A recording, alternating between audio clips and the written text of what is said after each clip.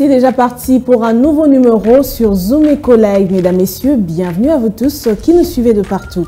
Ici, on parle de l'économie en République démocratique du Congo. Pour ce faire, nous allons prendre la rubrique chiffres clés qui nous donne des différentes précisions chiffrées. Et aujourd'hui, nous aurons droit aux fonds prévus pour le secteur des infrastructures, mais aussi des travaux publics durant toute l'année en cours, l'année 2023. Nous aurons aussi un dossier sur ce plateau qui parle de ce fonds décaissé par le ministère des Finances en faveur des léopards en guise des primes des matchs. Nous aurons aussi à faire une analyse avec Patrick Bourmoka dans la chronique du jour. Mais avant d'y arriver, place aux nouvelles en bref.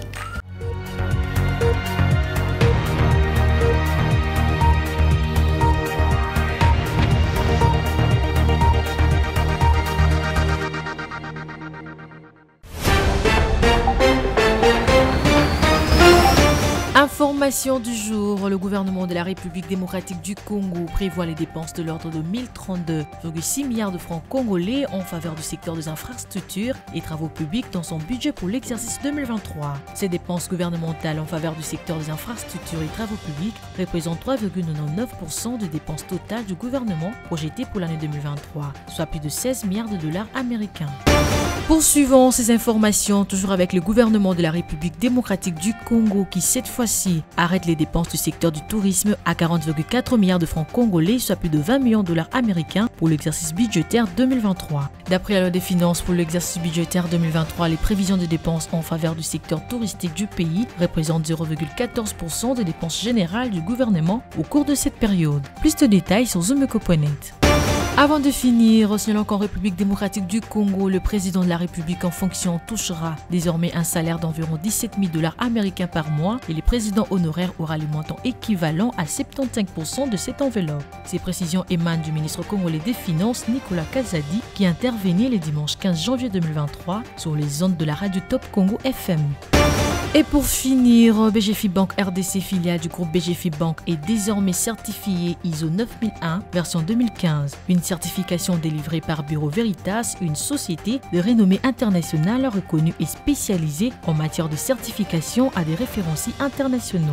C'était au cours d'une cérémonie organisée le vendredi 13 janvier 2023 en son siège social à Kinshasa-Gombe. Avec cette certification, cette banque africaine a l'ambition de se positionner à l'horizon 2025 comme un acteur majeur du développement à travers de produits et services bancaires digitaux innovants. Elle souhaite devenir la banque de référence des Congolais et par son offre commerciale, leur banque préférée. Plus de détails sur zoomeko.net.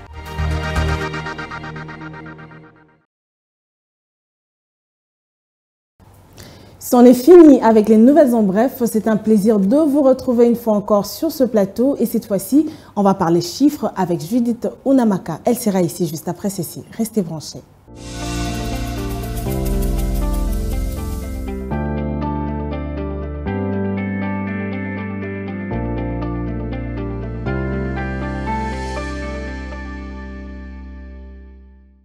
Les chiffres clés d'aujourd'hui s'intéressent au secteur des infrastructures et travaux publics. Unamaka nous en parle. Judith, bienvenue. Merci. Pour commencer, on va déjà prendre le cours de change en RDC. Voilà, concernant le taux de change en République démocratique du Congo, on peut dire qu'à l'officiel, 1 dollar se troque à 2016 francs congolais, un franc CFA vaut 3,26 centimes et 1 euro s'altère à 2141 francs congolais.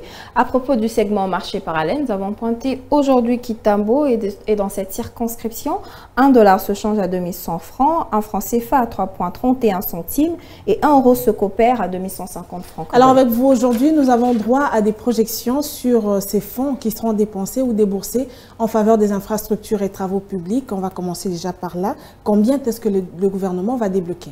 Voilà, le gouvernement de la République démocratique du Congo prévoit justement les dépenses de l'ordre de 1032,6 milliards de francs congolais, environ 513,2 millions de dollars américains en faveur du secteur des infrastructures et travaux publics dans son budget pour l'exercice 2023 bien sûr. Et ces dépenses gouvernementales en faveur du secteur des infrastructures et travaux publics représentent 3,69% des dépenses totales du gouvernement projetées pour l'année 2023, soit plus de 16 milliards de dollars américains américain. Contrairement à l'exercice 2022, les dépenses du secteur des infrastructures et travaux publics devraient connaître une baisse cette année, renseigne justement le document 6 de la loi de finances 2023. Alors cette année, ces montants devraient connaître une baisse. On aimerait quand même rappeler aussi ce qui a été décaissé pour l'année dernière, l'année 2022. Le gouvernement congolais avait fixé à 1171,4 milliards de francs congolais les dépenses du secteur des infrastructures et travaux publics en 2022, représentant 5,74% des dépenses totales du gouvernement de la République démocratique du Congo. Et les indications des états de suivi budgétaire du ministère du Budget renseignent qu'à peine 151,4 milliards de francs congolais ont été alloués au secteur des infrastructures et travaux publics à fin octobre 2022. Alors on va finir donc avec cette question. Dites-nous Namaka, comment est-ce que cette faiblesse dans l'exécution des crédits dédiés au secteur des infrastructures s'est fait ressentir?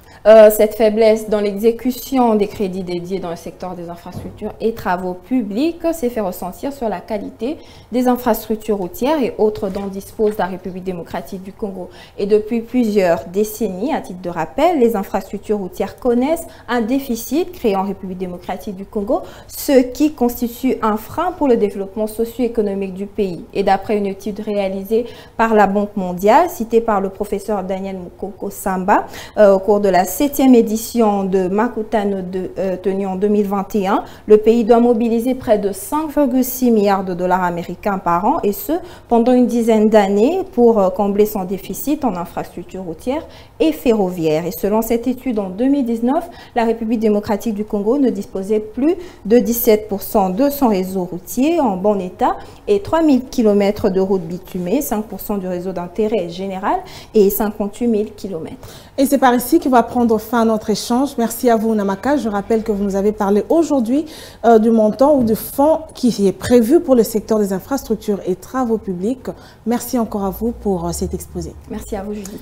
Juste après elle, on va prendre le dossier tel qu'annoncé qui nous parle de ce montant décaissé en faveur des Léopards en guise de prime des matchs. Benita Moni sera ici pour nous en dire plus.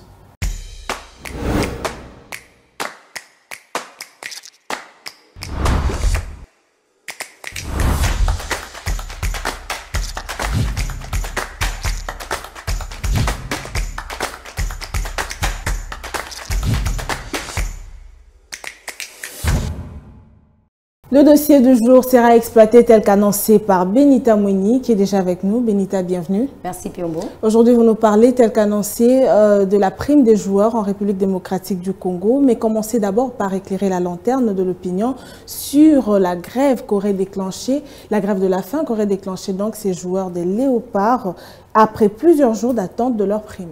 Avant tout, parlons du montant de 1,146 millions de dollars américains qui a été décaissé en faveur de Léopard à prime de la République démocratique du Congo. Une nouvelle qui a causé tant de rumeurs dans le rue de Kinshasa, capitale de la République démocratique du Congo. Et nous vous proposons de suivre des avis et réactions de la population quant au comment du pourquoi le retard de cette prime. Merci à vous Benita pour ce reportage qu'elle nous propose. On va le suivre tous ensemble pour voir et entendre la population qui s'est exprimée et l'on se retrouve juste après. Parfois, les sports ici en RDC sont trop négligés. Gérer, c'est prévoir. Quand vous gérez, vous devez avoir la mesure de prévoir certaines choses, rien que la mauvaise planification. Il faudra simplement restructurer les choses. Il faut faire ce qu'on appelle la restructuration du leadership au niveau du ministère. Pareil, ils ont procédure rébellée les kakana. Tantôt, il y a le ministère du sport. Le ministère du sport a dû APC, a commis le ministère de la finance. Allez, le ministère de la finance a rappelé disons un projet mon côté, des fois il y a un retard. Dans ces champs, c'était déjà prévisible qu'il y aura un champ. Dans une période déterminée. En principe, on devrait déjà apprêter la prime des joueurs, même en amont, les envoyer dans les stages de professionnels pour préparer les matchs. Qui dit gouverner veut prévoir. Il n'y a pas de bonne gouvernance, on est prêt à la va-vite, on fait avec précipitation les choses. Mais si on avait déjà programmé les choses, on pouvait déjà décaisser le montant attendu pour les joueurs. Prime, tout travail mérite salaire. tout travail mérite salaire. So basali musala bango ba pesa bango prime na bango na bata na bango esengeli. So ba bete sili faut ba za prime na bango pour bazabe na ba responsable. Plusieurs rumeurs ont circulé, nous l'avons suivi, et parmi elles, celle donc faisant état d'un blocage de paiement de primes. Alors que pense le ministère des Finances au regard de tout ceci? Pour le ministère des Finances de la République démocratique du Congo, les rumeurs qui circulent faisant état d'un blocage de paiement de primes de Léopard à prime sont totalement fausses et infondées. Et ils appellent d'ailleurs les intéressés à entrer en contact avec la Raobank pour encaisser leurs primes. On va finir avec ce qui concerne principalement les primes, puisque nous en parlons. Comment est-ce que ce montant est réparti et que représente-t-il respectivement? En ce qui concerne principalement le prime, le montant de 235 500 $ américains et 910 500 $ américains représente respectivement le prime du match amical contre la Libye et de match de la phase de groupe du CHAN 2023 qui se déroule en Algérie. Merci à vous Benita pour toutes ces précisions avec ce dossier que vous nous apportez. Nous espérons vous revoir prochainement avec le même plaisir. Merci Piombo. Et voilà, dossier refermé, c'est déjà parti. On va donner place à la chronique du jour avec Patrick Bomboka qui nous fait l'édito. Suivez.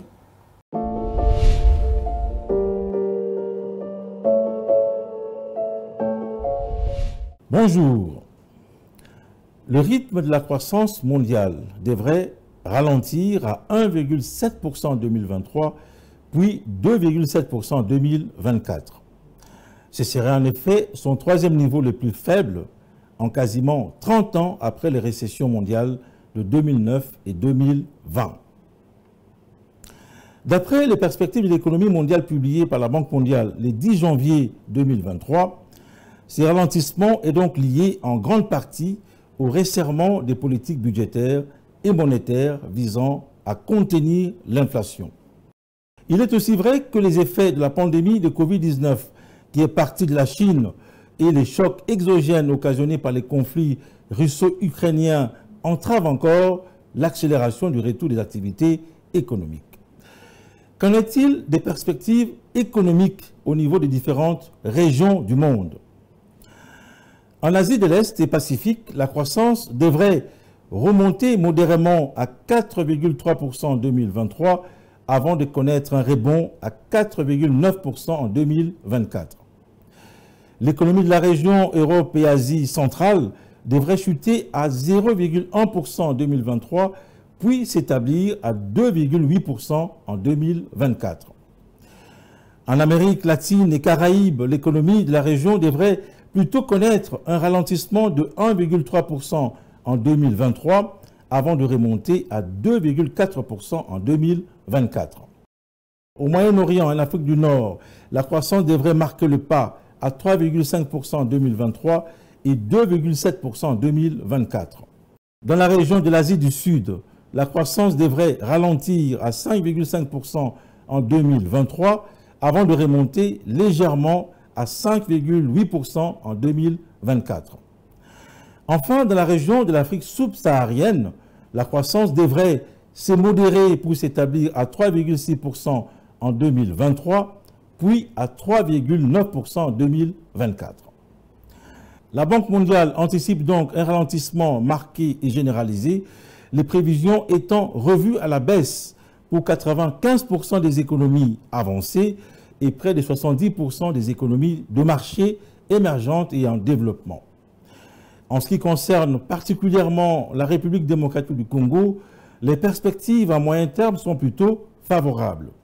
Les estimations prévoyant une croissance de 6,4% en 2023, malgré le fait que l'économie congolaise reste tout de même vulnérable, entre autres, aux fluctuations des prix des produits de base et aux performances des principaux partenaires commerciaux. Merci de nous avoir suivis.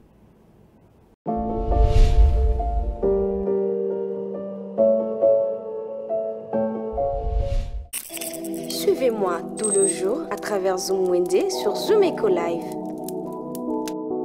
Abonnez-vous sur notre chaîne YouTube. Zoom Eco Live, la référence de l'actualité économique en RDC.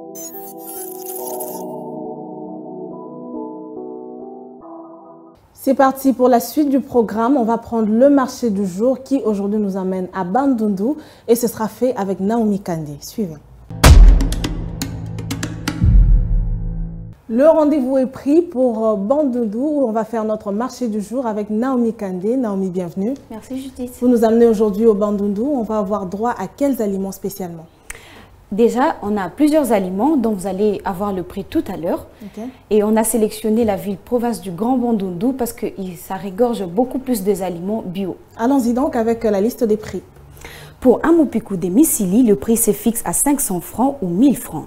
Un sacombi de petite chenille coûte 3000 francs. Pour le consommateur de champignons Yamatoi, une botte se vend à 1000 francs. Un écolo de maïbo Yamatoi revient à 4000 francs. Un mopiku de champignons blancs à 1000 francs. Un écolo se vend à 4500 francs. Mikungu, l'une des spécialités du Bandundu, sont de feuilles blanches enroulées sur elles-mêmes. Et un mopiku se vend à 2000 francs. Midindi ou encore Badindi est un aliment originaire du Grand Bandundu et cela est vendu un mopiku à 2500 francs. Et pour finir, une botte de gombo se vend à 500 francs et 1000 francs. Merci à vous Naomi Kandé de vous déplacer toujours pour nous afin de nous ramener les différents prix des marchés congolais. Merci encore pour votre disponibilité. Merci Judith. Après elle, on va avoir notre rendez-vous du jour avec Adassa Grace qui nous parle des rendez-vous économiques tels que vous le savez et on va la suivre tout de suite.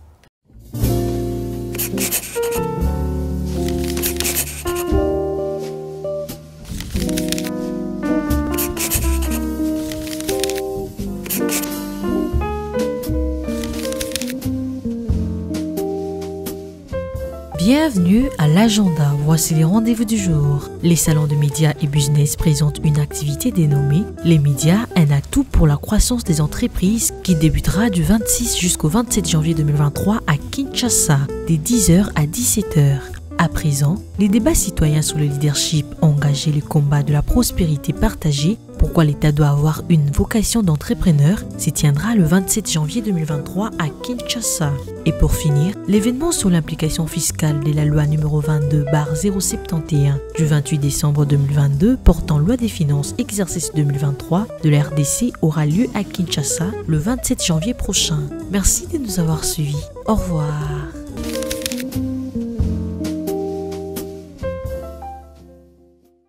Après les précisions sur les rendez-vous économiques, on va boucler la boucle avec article 15 qui revient sur les activités commerciales retrouvées en République démocratique du Congo. Tous ensemble, on va suivre ce partage d'expérience.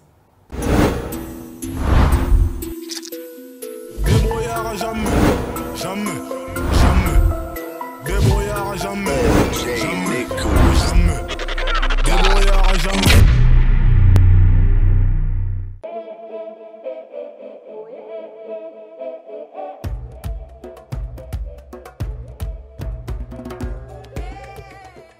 Bana 2010 ape mutute osunga ngai kanga moko sani nanga o mobali nanga ndeko nanga makamu nyonso ka yangwana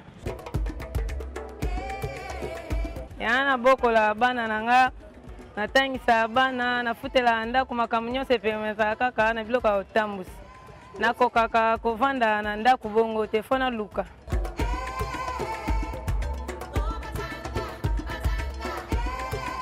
totiaka na par jour 2000 3000 yango tofutela bana na biso minerval yango mpenza esungaka ngai ntango mosusu okosopa biloko ntango mosusu okokende esika mo boye bato osenga bazangaka te makambo ka ebele kaka ndeti na mikolo mpenza eza pasi makasi eza pasi yango wana mwana mwasi nyonso fo koluka kotambola mbeya te maladi na mboka ezali makasi yango biso tokoma na biso kotambusa biloko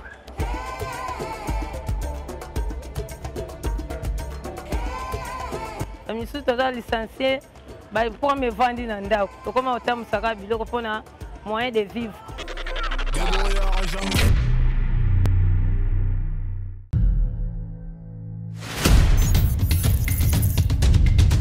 Nous avons pris l'engagement de toujours vous servir en vous donnant l'essentiel de l'information économique en RDC. Mesdames, Messieurs, c'est un plaisir de vous recevoir chez vous.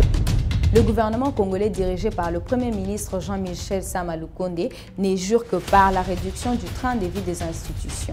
Merci à vous, Judith Piombo, pour ce dossier. Merci, Unamaka.